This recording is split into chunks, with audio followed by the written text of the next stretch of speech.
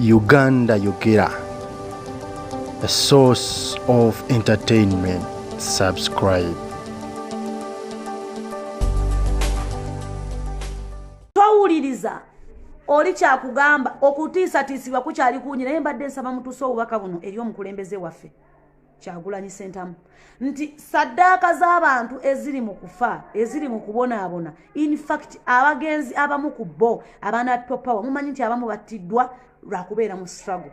Nsaba omukulembeze waffe Bobi Wine nti bwe buli kyakumakya ng'oli mu abaana abo ozijjukiranga, mbadde nkusaba ozijjukiranga. Bannange waliwo anteereddeko neyansa naye kakati nangamba omusajja oyo mumugamba nti atujjukiranga kubanga nze banti kati guno mulundi gwakusatu ndowooza gye ndaga si walungi naye nze sifuddeeyo kufa kubanga naye nsegula mirambo wano wekiri lwakuba mwe temukiraba bw'omukulembeze waaviireyo n'abagamba he will crush everyone so si kakati nzo okwogerako ne basajja mivule kakati basajja mivule omulaba omukulu oyo si yekka kabe Bebe Cool si yekka kabe Eddie Kenzo si yekka bantu bangi nabagamba muleme ku livinga fake life.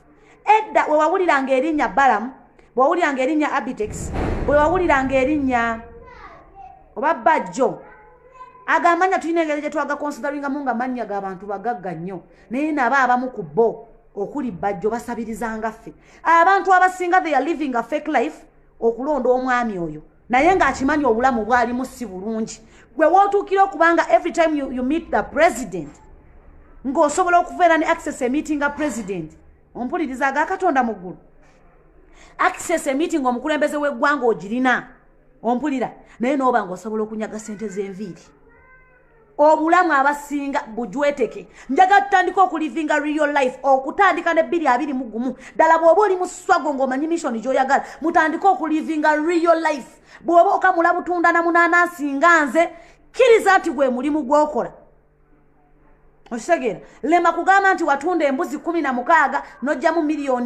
milioni 6 ate amana oziteeka mu ntula endula nojja milioni 9 kati ate mu ntula ojja milioni 9 kati ozitadde mu bugga kati ate bw'ozijje mu bugga n'oziteeka okitegeera that nonsense naye wennyini ng'okiwulira muli byoyogera tebikwatagana tebiriiyo. Stop people living fake life. N'otuula ku mpewo n'ogamba abantu tobeetaaga bakulonde that's gundi ono Eddie Kenzo naye n'otuula wekka ng'oli mu diaspora oliyo wekka lubuto lwo kabinako weeriisa wekka naye nawe n'okaaba nti oyagala kudda mu Uganda nto olinayo kyakulya that's fake life. Abantu abasinga mu livinga obulamu bwe mumanyi nti toli bulungi because we expected very many celebrities bemuyita bwe celebrities okuvaayo ne batuyamba mu mbeera ya COVID tebatuyambye. That means we are the same. Abantu bano oyokuba ng'omulaba nga bamutadde ku TV obanga ali wali mu kamera owulira ayimba luyimba kwata ku mpale nyweze empale nzijaamu empale nyambulaamu empale ekidongo ne kivuga mwe mulowooza abantu bano bali mu bulamu obweyagaza but people are suffering more than you think. Nze nyinza okubanga satula mu kamera naye ntunda omunaanansi n'akatunda kaali katono naye era nange nnyina be nadonatingira we nali mbeera because nabalabanga bali obuwata. In fact nali lubuto ebiseera ebyo I donated akatono ke nalina nagende oyo omukyala owulya ne muwa kilo 3 ez'akawunga ne muwa ne kilo 2 ez'ebijanjaalo n'omutwalo newankubadde siri bulungi tubadde tunyigirizibwa mu mbeera eyo. Abantu abasinga mu livinga fake life si wano bokka nammwe abali mu diaspora tell people nti wano tuliyo okukola abantu mbagamba mazima nti wano tuliyo okukola tuli mu kubonaabona tukimanyi ntuzze Bulaaya kubonaabona kubanga mu nsi yaffe tukyalina kyakukolawo. That's why I'm proud of Penge and Mr. Lumbuye.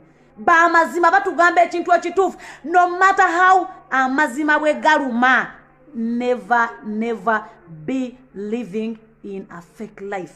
Mubyejjeemu obulamu kintu kirala nnyo twetaaga obulamu obwenyumirizibwamu.